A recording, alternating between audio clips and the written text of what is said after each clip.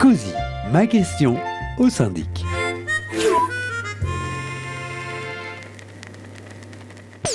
Augustin et Charlotte, les propriétaires au 3e étage, ont reçu leur appel de fonds et ont oublié de le régler à la date d'exigibilité. Ils ont donc reçu une mise en demeure. Ils décident donc d'appeler leur syndic pour en avoir explication et lui font part de leur étonnement. Le gestionnaire de leur immeuble leur explique que, par exemple, un appel de fonds envoyé le 15 décembre est exigible au 1er janvier, soit le premier jour du trimestre qui commence, et qu'il appartient au syndic de s'assurer du bon paiement des charges de chaque copropriétaire.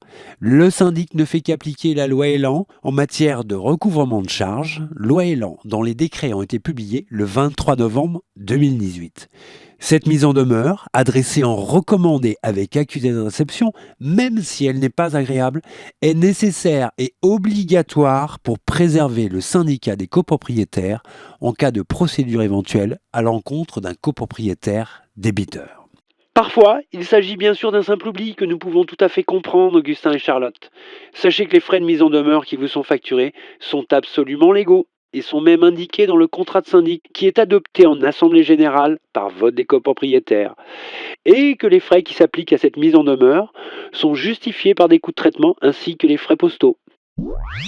Donc, Augustin et Charlotte, surtout, n'oubliez pas, lorsque vous recevez vos appels de fonds qui vous sont envoyés généralement 15 jours avant le début d'un trimestre, la somme est exigible au premier jour du trimestre qui commence.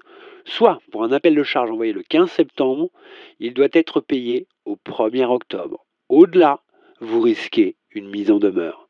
À bientôt, Charlotte et Augustin.